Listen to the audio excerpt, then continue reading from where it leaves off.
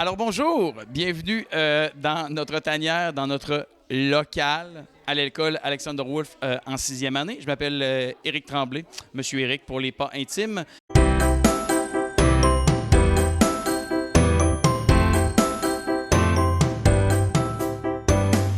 Aujourd'hui, je vous montre un peu ce qu'on fait ici, ce en quoi je crois énormément, c'est-à-dire de laisser toute la place à la créativité des enfants. Oui, parfois, on fait du plus traditionnel. Oui, parfois, on s'assoit, on fait des trucs que probablement on vivait dans les années 60 ou même avant. Mais il y a aussi des moments comme cet après-midi, et ça arrive très souvent, où des élèves, par eux-mêmes, vont se lancer des défis en lien avec le périmètre, l'air, le volume et tout ça via Minecraft. C'est David ici qui anime l'espèce d'atelier. Bonjour, je m'appelle David. Je vais vous expliquer un peu ce que je suis en train de faire ici et comment un peu on fonctionne ici. Donc là, en ce moment, je faisais quelque chose avec Minecraft. Donc, je leur ai expliqué qu'il fallait qu'ils fassent une tour tout en respectant les contraintes que j'ai faites avec le périmètre, l'air, tout ça. Donc, nous, on utilise beaucoup le jeu pour travailler. Et ça, j'aime vraiment beaucoup ça parce que c'est divertissant tout en apprenant. Et ça m'a aidé beaucoup à plus m'affirmer puis plus m'exprimer parce que je connais beaucoup de choses là-dedans. Puis je connais moins d'affaires en maths, par exemple, mais je connais plus d'affaires là-dedans. Donc, je peux, par exemple, expliquer « Ouais, mais ce bloc-là, est-ce qu'on l'utilise pour faire telle chose? » Comme ça. Puis je trouve ça vraiment bien quand on travaille comme ça. En arrière, on a Florence, qui est vraiment une artiste née, qui se sert de la robotique pour lancer un défi de programmation à certains élèves. Bonjour, je m'appelle Florence. Qu'est-ce que j'aime dans l'activité de We Do? Ben, c'est de construire avec les Legos. Et surtout, qu'est-ce qui est drôle, c'est que quand il y a des comme de problèmes, puis ça fait des drôles d'affaires, comme.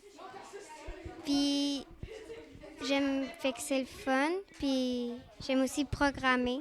C'est très facile à programmer et aussi très simple. Ce qu'elle veut faire cet après-midi, c'est leur faire créer une espèce d'animal qui marche. Donc, le but, c'est quand même, avec les moteurs et tout ça, de faire en sorte que ça bouge comme un animal. De l'autre côté, ben, on a un de nos classiques cette année. C'est devenu un classique, Bloxel. Donc, on a Laurie et Marc-Antoine qui ont lancé différents défis aux élèves en ce qui a trait à la création de jeux vidéo, des petits éléments précis. OK. Salut, je m'appelle Marc-Antoine. Et moi, Laurie. Aujourd'hui, on va vous présenter qu'est-ce qu'on anime comme activité. Aujourd'hui, c'est en fait le sujet, c'est avec Bloxel, une application de programmation en pixels.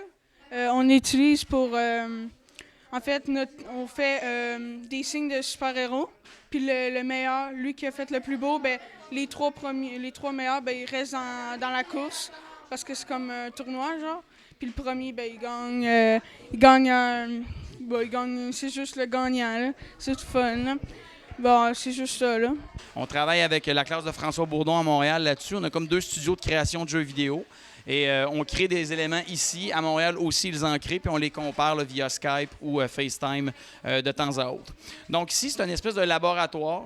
Un laboratoire où la haute technologie côtoie aussi, dans le fond, le traditionnel au sens où je leur ai demandé avant que j'ai de la belle visite que je ne peux pas vous montrer ici présentement, mais ils sont magnifiques. Surtout le monsieur là, qui tient l'iPad. Dans le fond, je leur ai demandé qu'est-ce qu'ils préféraient faire comme activité avec moi ici, puis ils m'ont parlé de Ready Player One. Dans le fond, c'est un jeu de Donjon Dragon. C'est juste moi qui raconte une histoire avec des dés.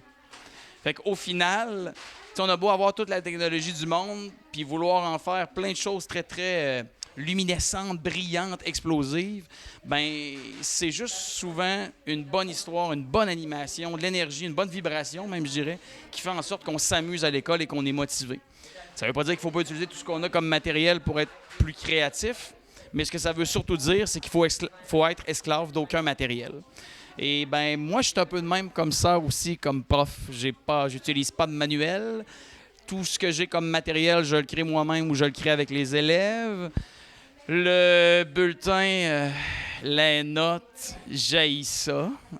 Donc, ce que je fais, c'est que j'essaie de mettre le plus possible les élèves dans des situations où ils ont à mobiliser des habilités qu'on travaille en français, en mathématiques, etc., et à les évaluer, à les regarder, à les diagnostiquer avec des grilles vraiment très précises pour ça, pour qu'après, avec les parents, avec eux, via des vidéos ou via des discussions, évidemment, en un à un, je suis capable de cibler vraiment des comportements, des habilités précises et de les travailler, de donner des défis précis, parler de force, faiblesse, etc., au lieu de simplement mettre des notes, parce qu'il n'y a aucune note, de toute façon, qui est envoyée à la maison. D'emblée, c'était ça le pari depuis le début de l'année. Remarquez que j'en avais jamais envoyé beaucoup, là, mais là, je l'ai officialisé, au lieu de me le faire dire.